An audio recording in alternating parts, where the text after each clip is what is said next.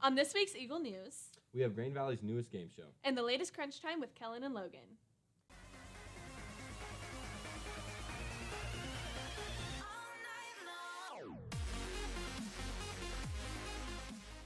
Hey GV, I'm Chloe Kilday. And I'm Hayden Hake. Let's get into the news. Congratulations to GV Wrestling. Tanner Barker placed 6th and Drew Escona placed 4th at our state competition. And Sevi Amua was Grain Valley's first female wrestling champion. That's really exciting. Congratulations to the GV Wrestling team. Speaking of congratulations, swim and dive also came home with a medalist. Yes, Maddie Rogers took 4th place at the Missouri State Diving Championships. And to keep on that topic, speech and debate brought home some hardware as well. Congratulations to all. FBLA competed in districts in February as well and brought home 12 medals. Congratulations to Ava Lynn, Olivia Dixon, Braden Walter, McKenna Henry, and Hayden Hake, who will be competing in the FBLA state competition in April. And that's not all. The mock trial team qualified for state as well. And will be traveling to St. Louis March 25th through 27th to compete at state.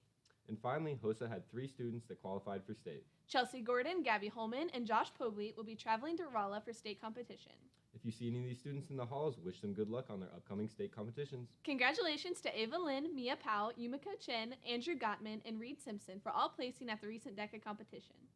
These qualifiers will be moving on to state later in March. Hayden, did you know that the first edition of The Talent's coming out soon? Yes, I did. Be sure to keep an eye out for it. It'll be on the news racks outside of Miss Kennedy's classroom. I'm excited to finally see it in print. Me too. Hey, Chloe, do you think we should introduce Eagle Media's newest game show, Faceoff in the Valley? Yep, let's introduce you to our contestants and air our first ever episode. Whatever happened to predictability? The milkman, the paperboy, evening TV. Did I get delivered here? Somebody tell me, please. This whole world's confusing me. Clouds as mean as you've ever seen. Ain't a bird who knows your tune. Then a little voice inside you whispers. Last, but certainly not least, Kellen and Logan with the latest episode of Crunch Time.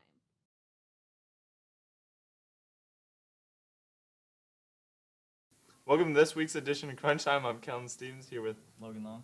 This week we'll talk about the Super Bowl We're recapping the NBA trade deadline. and the upcoming Daytona 500. The Super Bowl was pretty eventful. I mean, it came down to the last minutes. The Rams were able to defeat the Bengals 23-20. What were your biggest thoughts from this game? Well, I mean, there wasn't really one standout player. Of course, they had to give the MVP to Cooper Kupp, but it was a great all-around performance from the Rams. Aaron Donald definitely could have deserved it just as much as Kupp. Like, if any year was to have a co-MVP, I think this year. Yeah. Because both players completely took over on that last drive. I really thought it was a good game. There were some slow parts, but overall it was a pretty interesting Super Bowl, which could have gone either way. I mean, Aaron Donald just absolutely took over in the final minutes. It was a great defensive battle. That the true tale was the offensive line for the Bengals once again. I mean, the Bengals have it was something like $80 million to spend in free agency next year, and they still got a young wide receiver core. So I think they could do some serious damage if they figure it out. All right, last week was the NBA trade deadline. We saw some little transactions here and there, but a big blockbuster trade between the Sixers and the Nets. I mean, Ben Simmons had to be gone. He was being such a toxic person to the Sixers locker room, and James Harden to Philly is maybe what they need to take that next step. Yeah, Simmons is a guy that you don't want in your organization if you're the Sixers. But in the Nets, you know, maybe it was a problem with the coaching. Maybe the Nets, he can turn it around, play with some superstars like KD and Kyrie.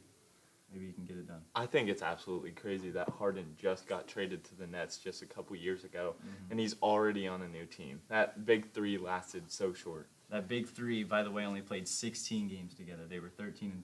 16 games together. That's how much. I mean, everybody thought this was the next one, and Yeah. they just absolutely blew it up. I mean, Kevin Durant and Kyrie are still there, but I think James Harden was that biggest piece there. That'll be one- other than KD, I think obviously. that'll be one of the biggest what-ifs in recent NBA history, that super Yeah. team.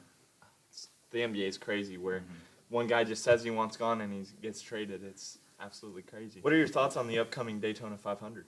Well, I'm excited to see the guys take them. those cars out and beat them up, really. We haven't seen that. At the Coliseum, it was just an exhibition race. There wasn't much on the line. I but- mean, there was a lot of emotion for an exhibition race. You can only imagine the Daytona 500, which is some of the biggest races that these guys will ever be in.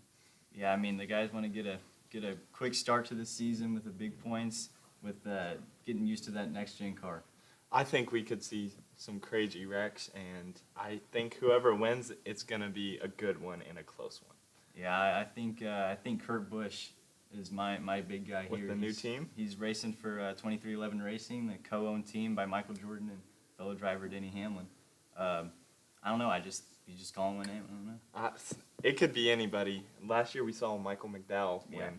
Yeah. I think it's hard to pick against Kyle Larson. I mean, Chase Elliott's always a threat. Tyler Reddick ran really good before, but I'll just go with Kyle Larson, be the unpopular pick. Just picking the most basic guy, but I just can't bet against Larson and what he's done in the last couple of years. And this Daytona 500 could see a upset very easily because Oh, yeah. of the new slate from the next gen. And no one's really used to this next-gen car, so Completely new. yeah. Very exciting to see. All right. Thank you for watching this week's edition of Crunch Time. I'll see you next week. See you guys. Thanks, guys. Don't forget, tomorrow is Throwback Thursday, and Friday is College and Eagle Wear. Thank you for our sponsors, Roses and Such, and Grain Valley Mufflers, for sponsoring this episode of GVTV. That concludes this week's episode. Make sure to follow us on all our social media platforms at GVHS Eagle Media.